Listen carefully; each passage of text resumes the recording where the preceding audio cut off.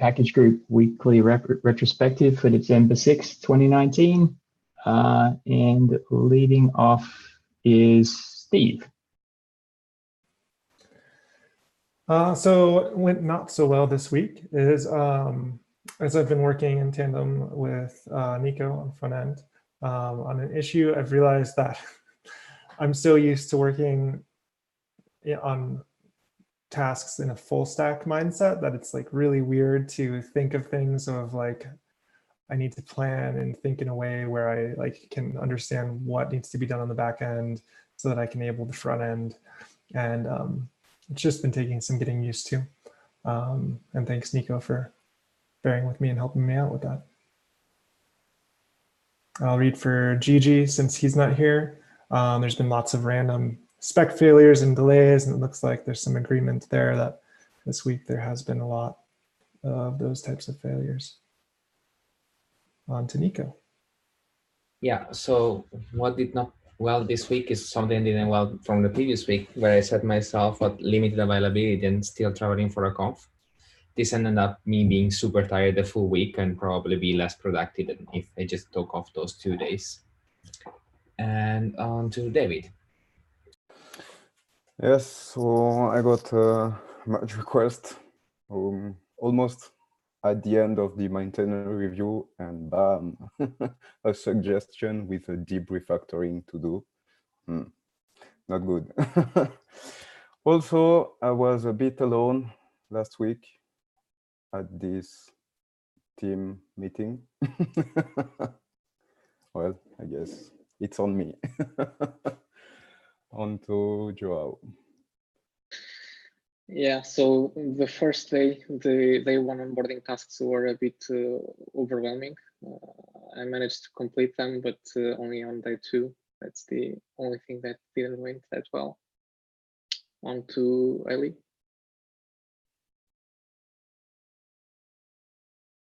Yeah, thanks. I have a change up, just like maybe we should use this different linter because it like will ignore the vendor directory and all this kind of stuff. And my hope was that it's gonna be like a 1-line change and super quick and like something I didn't have to worry about. And I'm on week 2 of that because everyone wants to like it's been a longer process. It's gonna be good, but it's just a little. I would like it to be done now. On to Nick. Yeah, so for me, just a feeling that I haven't been as productive as I would have liked this week. Just a few things happening here that just knocked me off my stride. So yeah, just a bit feeling. Over to Dan. Yeah, I think I've been refactoring my notes for interviews that I've been doing, and particularly with manager interviews have been really difficult to make sure that it's in the format we need in Greenhouse. It takes a lot of time, and on top of that, the interviews are a little tiring as well. Draining is probably not tiring. Is not the right word. Draining. It takes focus. Having 5 hours of back-to-back meetings, a lot of which are one-on-ones, is also very draining. That can be rough. So it's getting out of those and sort of needing to take a break and sit down for a while. And keeping up with email is mostly a distraction since that information is mostly elsewhere. And my efforts to use to-dos in the product haven't been successful either, so I end up doing both, which is not awesome. So over to you, Tim. Yeah, mine was a similar note to your last comment. I'm thinking about turning off email notifications where I'm not @mentioned, because now that the team is bigger and we have so many projects in motion, I'm finding that the noise is really challenging to deal with. So I'm thinking about trying it for 2 weeks and seeing how it goes. Maybe Steve did the same thing, I think. So I'm curious to see how it worked for him and his. Okay, yeah, onto Ian, I guess. So one of the things that went not so well this week for me was I just felt like I had to go through a bunch of hoops to work with the user recruitment for the research that I'm doing. I just today got my first couple of participants that could be ready, and so we started scheduling, but it felt a little slow. On to what went well with Steve. So yes, in tune with what Tim was mentioning, well, I did two things this week. So first, I didn't put my email back on my phone after the holiday last week when I kind of I turned off that account on my phone, and it's been really nice because in the evenings I don't keep checking the emails as they roll in, and so that's kept me very much more disconnected from work, which I was having trouble doing previously. And then I also went ahead and added some email filters, which I think are recommended in the handbook at some point in there, that prevents me from, trying to spend too much time keeping up with my inbox and all of those different conversations.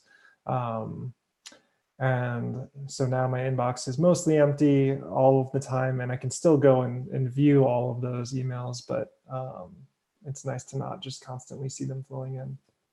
And I will link to that. And then last, I've been enjoying the Kanban style a lot this week. I feel like I've been able to pick up a lot more issues where I just feel like it's important, or it's something that I am super familiar with and can maybe just do very quickly in between my work on the main milestone reviews, or when I just need a break. So it's made me feel very productive. I'll read for Gigi. So Gigi says it's managed to split work into small MRs and had good collaboration with the team on issues. Over to Nico. So the first thing is that finally the GitLab UI stack table improvement MR is merged.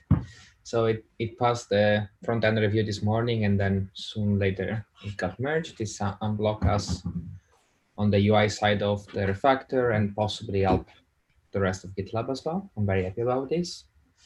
I also feel like that the sweet spot of the GitLab code base, at least for our stage. So I feel more confident when I write my code. I think I make better choices, and I think it reflects on review time being slower. And so I'm very happy of coding the new settings hub for retention expiration policies. And over to Ian. This week was really awesome. Tim and I made some progress on the jobs to be done related to package. I'm sure that's been floated around a bunch. There's a requirement for UX to work on jobs to be done based on scorecards. And in the beginning, it just kind of felt like busy work. I think Tim and I partnered and created something really robust that could actually help us, kind of measure the usability of our product and offering based on what our users actually need to be doing. So I'm really excited for that. As a big process nerd, it's really, really wonderful. And then yesterday, I was in a team meeting with some other designers and found out that Verify had their very first Think Big yesterday, which is kind of exciting because that's the first time we've officially pushed another team to do something different. And there's Mr. Colley, so that's clearly the focus of today's session. I think up next is David. Yes, so I have two MRs almost ready to be merged. So incoming merge parrots next week. On to Joao. Yeah, so first of all, joining the team, and then the coffee chats with everyone both in the team and other teams were great as well. Yeah, so that was the highlight. On to Ellie. So I got 2 MRs merged this week, and then I'm starting to feel like more confident and comfortable using the issues, and just like I think the workflow is starting to feel more natural for me. And basically, I'm not like, am I doing this wrong? And I just do it, and I'm assuming somebody will be like, we don't do that here. Over to Nick. Same for me, really. I've just had a couple of MRs merged this week. They're pretty small ones, but they're nice ones to have in there and done. So yeah, pretty happy about that. Over to Dan. Yeah, I've been trying to build a team from the beginning to be able to scale. And I really feel like that's working. It's allowing me to be doing 2 jobs at once, and the team is still able to get things done. So that's pretty awesome, actually. and I'm seeing so much initiative and ownership in the team. You're all awesome. Thank you. And doing 2 jobs has a defined endpoint now, which is good. And over to Tim. Yeah, a couple of things. I was talking to Scott about how to run the problem validation for a given issue and to size the issue. And he gave me some good feedback on using a bottoms up and top down approach for sizing. So I'll be able to apply that next week when I start working on that. We started moving the data conversation forward. So we created that metric spreadsheet, and the data team added in a lot of the 7 metrics that Gigi added in 12.5. So we have that in our dashboard now. I'll share that after this call, so we could actually start looking at some data. And I spent some time this week resetting my to-do list and making it easier to track long-term projects and follow up on things.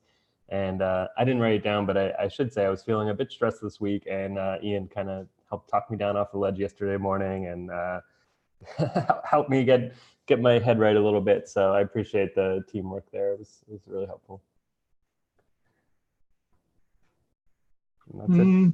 Cool. Well, I think that's the end of it all. Does anyone want to address anything we need action items for out of our to do? I think Steve said you'd share a link, which you already did, to the filters, which is awesome. I think it might be worth everyone like having a shot at that, of implementing those filters in a way that's helpful, just to reduce some of the email traffic.